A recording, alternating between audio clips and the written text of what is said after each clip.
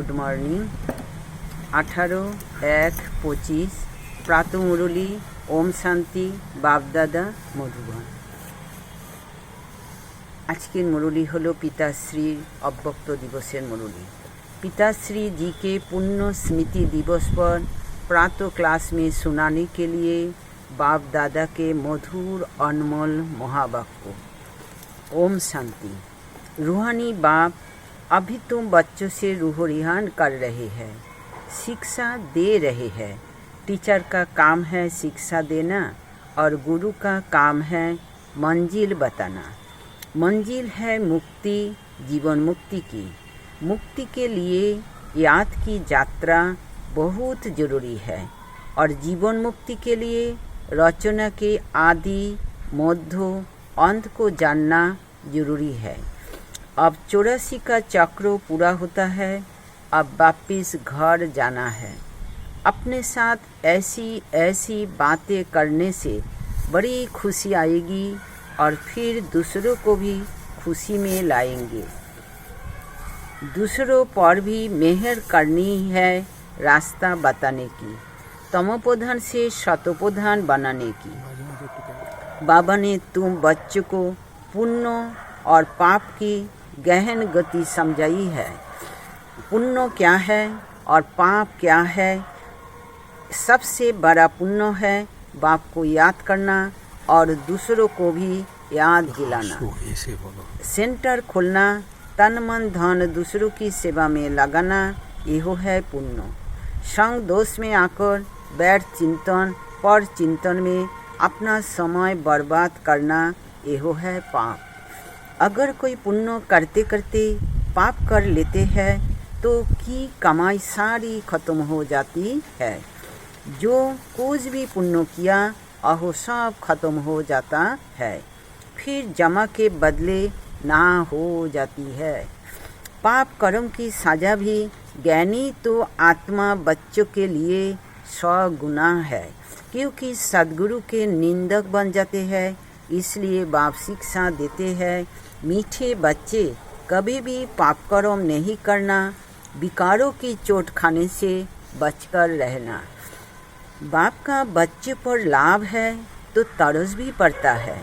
बाप अनुभव सुनाते हैं, जब एकांत में बैठते हैं तो पहले अनन्य बच्चे याद आते हैं। भल विलायत में है अथवा कहाँ भी है, कोई अच्छा सर्विसेबल बच्चा शरीर छोड़ जाता है तो उनकी आत्मा को भी याद कर सासलाइट देते हैं। यह तुम बच्चे जानते हो, यहाँ 2 बत्तियाँ है, दोनों लाइट इकट्ठी है।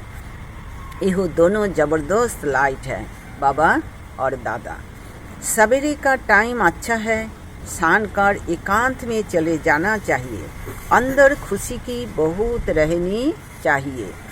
बेहूद का बाप बैठ बच्चे को समझाते हैं, मीठे बच्चे अपने को आत्मा समझ, मुझ बाप को और अपने घर को याद करो। बच्चे इस याद की यात्रा को कभी भूलना नहीं। याद से ही तुम पावन बनेंगे। पावन बनने बिगड़ तुम वापस घर जा नहीं सकते। मुख्य है ही ज्ञान और योग। बाप के पास यही बहुत बड़ा खजाना है जो बच्चे को देते हैं। इसमें योग की बहुत बड़ी सब्जेक्ट है। बच्चे अच्छी रीति याद करते हैं तो बाप की भी याद से याद मिलती है। याद से बच्चे बाप को खींचते हैं। पिछड़ी में आने वाले जो उच्च पद पाते उसका आधार भी याद है। अहो कशिश करते हैं, कहते हैं ना बाबा रहम करो, कृपा करो। इसमें भी मुख्य चाहिए याद। याद से ही करंट मिलती रहेगी। इसमें आत्मा हेल्दी बनती है, भरपूर हो जाती है। कोई समय बाप को किसी बच्चे को करंट देनी होती है तो नींद भी फिट जाती है। यह फूलना लगा रहता है कि फलाने को करंट देनी है। तुम जानते हो करंट मिलने से आयु बढ़ती है, एक बार हेल्दी बनते हैं। ऐसे भी नहीं एक जगह हो बैठ याद करना है। बाप समझाते हैं, चलते फिरते भोजन खाते कार्य करते भी बाप को याद करो। दूसरे को कारण देना है तो रात्रि कभी जागो। बच्चों को समझाया है, सवेरे उठकर जितना बाप को याद करेंगे उतना कशिश होगी। बाप भी सासलाइट देंगे। आत्मा को याद करना अर्थात सासलाइट देना, फिर इसको कृपा कहो, आशीर्वाद कहो। तुम बच्चे जानते हो ये हो अनादि बना बनाया ड्रामा है। ये हो हार जीत का खेल है। जो होता है अहो ठीक है। क्रिएटर को ड्रामा जरूर पसंद होगा ना, तो क्रिएटर के बच्चों को भी पसंद होगा। इस ड्रामा में बाप एक ही बार बच्चों के पास बच्चों की दिल व जान, सीख व प्रेम से सेवा करने आते हैं। बाप को तो सब बच्चे प्यारे हैं। तुम जानते हो सतयुग में भी सब एक दो को बहुत प्यार करते हैं। जानवरों में भी प्यार रहता है। ऐसे कोई जानवर नहीं होते जो प्यार से न रहे। तो तुम बच्चों को यहाँ मास्टर प्यार का सागर बनना है। यहाँ बनेंगे तो अहो संस्कार अविनाशी बन जाएंगे। बाप कहते हैं कलो पहले मिसल हुबहू फिर से प्यारा बनाने आया हूँ। कभी किसी बच्चे का गुस्से का आवाज़ सुनते हैं तो बाप शिक्षा देते हैं, बच्चे गुस्सा करना ठीक नहीं है, इससे तुम भी दुखी होंगे, दूसरों को भी दुखी करेंगे। बाप सदा कल का सुख देने वाला है, तो बच्चों को भी बाप समान बनना है। एक दो को कभी दुख नहीं देना है, बहुत बहुत लाभली बनना है। लाभली बाप को बहुत लाभ से याद करेंगे तो अपना भी कल्याण, दूसरों का भी कल्याण करेंगे। अभी विश्व का मालिक तुम्हारे पास मेहमान बनकर आया है। तुम बच्चों के सहयोग से ही विश्व का मालिक होना है। जैसे तुम रूहानी बच्चों को बाप अति प्यारा लगता है, ऐसे बाप को भी तुम रूहानी बच्चे बहुत प्यारे लगते हो, क्योंकि तुम ही श्रीमत पर सारे विश्व का कल्याण करने वाले हो। अभी तुम यहाँ ईश्वरीय परिवार में बैठे हो। बाप सम्मुख बैठा है, तुम्ही से खाऊं, तुम्ही से बैठूं। तुम जानते हो शिव बाबा इसमें आकर कहते हैं, मीठे बच्चे देहों से देहों के सभी संबंध को भूल मामे कम याद करो। यहो अंतिम जन्म है। यहो पुरानी दुनिया पुरानी देहो खलास हो जानी है। कहावत भी है, आप मुए मर गई दुनिया। पुरुषार्थ के लिए थोड़ा सा संगम का समय है। बच्चे पूछते हैं, बाबा यहो पढ़ाई कब तक चलेगी? जब तक दैवी राजधानी स्थापन हो जाए तब तक सुनाते रहेंगे, फिर ट्रांसफर होंगे नई दुनिया में। बाबा कितना निरहंकार से तुम बच्चों की सेवा करते हैं, तो तुम बच्चों को भी इतनी सेवा करनी चाहिए। श्री मत पर चलना चाहिए। कहाँ वो अपनी मौत दिखाई तो तकदीर को लकीर लग जाएगी। तुम ब्राह्मण ईश्वरीय संतान हो, ब्रह्मा की औलाद भाई बहन हो, ईश्वरीय पुत्री पुत्रियाँ हो, उनसे वर्षा ले रहे हो। जितना पुरुषार्थ करेंगे उतना पथ पाएंगे। इसमें साक्षी रहने का भी बहुत अभ्यास चाहिए। बाप का पहला फरमान है, अशरीरी भवो देही अभिमानी भवो। अपने को आत्मा समझ मुझ बाप को याद करो, तभी जो खाद पड़ी है अहो निकलेगी, सच्चा सोना बन जाएंगे। तुम बच्चे अधिकार से कह सकते हो, बाबा ओ मीठे बाबा, अपने मुझे अपना बना के सब कुछ वर्षे में दे दिया है। इस वर्षे को कोई छीन नहीं सकता है। इतना तो बच्चे को नासा रहना चाहिए। तुम ही सभी को मुक्ति, जीवन मुक्ति का रास्ता बताने वाले लाइट हाउस हो। उठते बैठते चलते फिरते तुम लाइट हाउस होकर रहो। बाप कहती है, बच्चे अब टाइम बहुत थोड़ा है, गाया भी जाता है। एक घड़ी आधी घड़ी डट डट जितना हो सके एक बाप को याद करने लग जाओ और फिर चार्ट को बढ़ाते जाओ।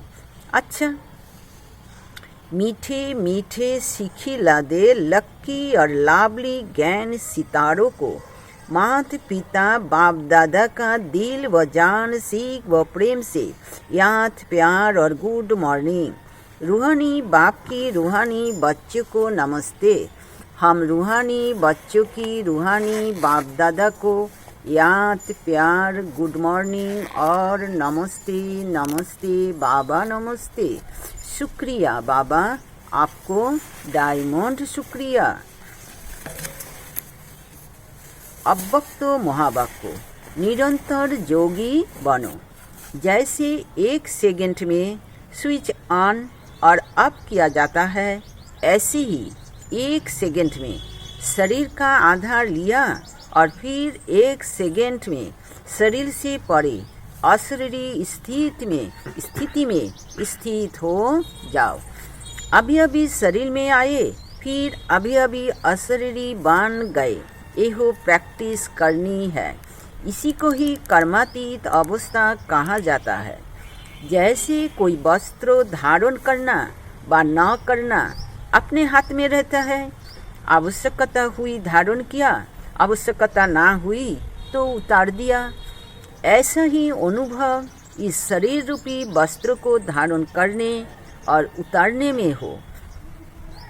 कर्म करते भी ऐसा अनुभव होना चाहिए जैसे कोई वस्त्र धारण कर कार्य कर रहे हैं। कार्य पूरा हुआ और वस्त्रों से न्यारी हुए। शरीर और आत्मा दोनों का न्यारापन चलते फिरते भी अनुभव हो। जैसे कोई प्रैक्टिस हो जाती है ना, लेकिन यह प्रैक्टिस किन्हें हो सकती है? जो शरीर के साथ व शरीर के संबंधों में जो भी बातें हैं, शरीर की दुनिया संबंधों व अनेक जो भी वस्तु है उनसे बिल्कुल डिटाच होंगे। जरा भी लगाव नहीं होगा, तब नैरक हो सकेंगे। अगर सूक्ष्म संकल्प में भी हल्कापन नहीं है, डिटाच नहीं हो सकते, तो नैरेपन का अनुभव नहीं कर सकेंगे। तो हर एक को अब यह प्रैक्टिस करनी है, बिल्कुल ही नैरेपन का अनुभव हो। इस स्टेज पर रहने से अन्य आत्माओं को भी आप लोगों से नैरेपन का अनुभव होगा। अहो भी महसूस करेंगे। जैसे योग में बैठने के समय कोई आत्मा को अनुभव होता है ना, यह ड्रिल कराने वाले नैरी स्टेज में है। ऐसे चलते फिरते फरिश्तेपन के साक्षात्कार होंगे। यहाँ बैठे हुए भी अनेक आत्माओं को, जो भी आपके सतयुगी फैमिली में समीप आने वाले होंगे, उन्हों को आप लोगों के फरिश्ते रूप और भविष्य राज्य पद के दोनों इकट्ठे साक्षात्कार होंगे। जैसे शुरू में ब्रह्मा में संपूर्ण स्वरूप और श्री कृष्ण का दोनों साथ साथ साक्षात्कार करते थे, ऐसे अब उन्हों को तुम्हारे डबल रूप का साक्षात्कार होगा। जैसे जैसे नंबरवार इस नैरी स्टेज पर आते जाएंगे, तो आप लोगों के भी यह डबल साक्षात्कार होंगे। अभी यह पूरी प्रैक्टिस हो जाए तो वहाँ से यही समाचार आने शुरू हो जाएंगे।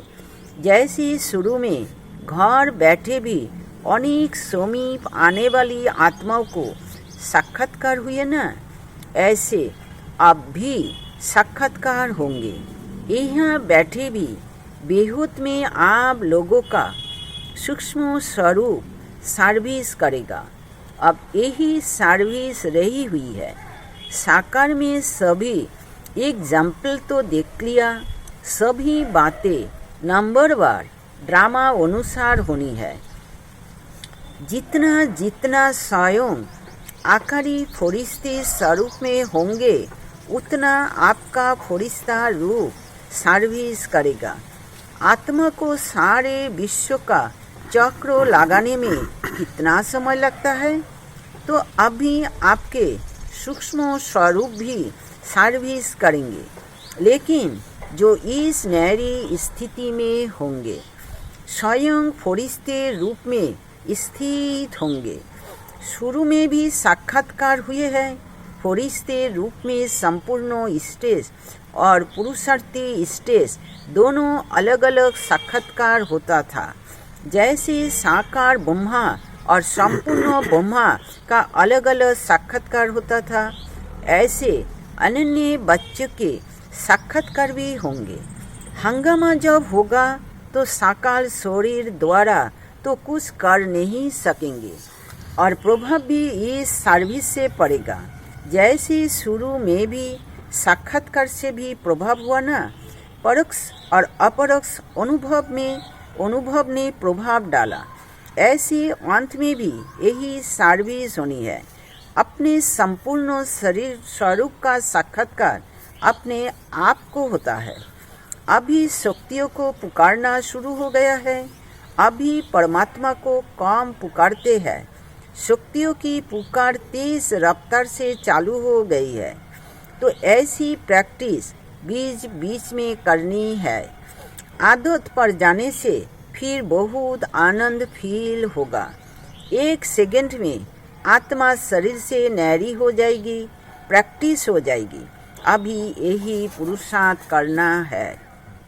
वर्तमान समय मनन शक्ति से आत्मा में सर्व शक्तियाँ भरने की आवश्यकता है, तब मगन अवस्था रहेगी और विघ्न टल जाएंगे।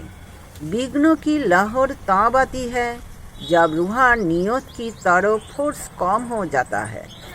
तो वर्तमान समय शिवरात्रि की सर्विस के पहले स्वयं में शक्ति भरने का फोर्स चाहिए।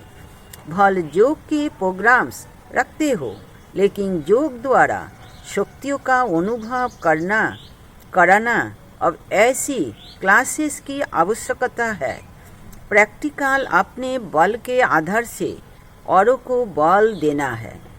सिर्फ बाहर की सर्विस के प्लान नहीं सोचने हैं, लेकिन पूरी ही नज़र चाहिए सभी तरफ। जो निमित्त बने हुए हैं उन्हों को यह ख्यालात आनी चाहिए कि हमारी फुलबाड़ी किस बात में कमज़ोर है। किसी भी रीति से अपने फुलबाड़ी की कमजोरी पर कड़ी दृष्टि रखनी चाहिए। समय देकर भी कमजोरियों को खत्म करना है। जैसे साकार रूप को देखा, कोई भी ऐसी लहर का समय होता तो दिन रात सकाश देने की विशेष सर्विस, विशेष प्लान्स चलते थे।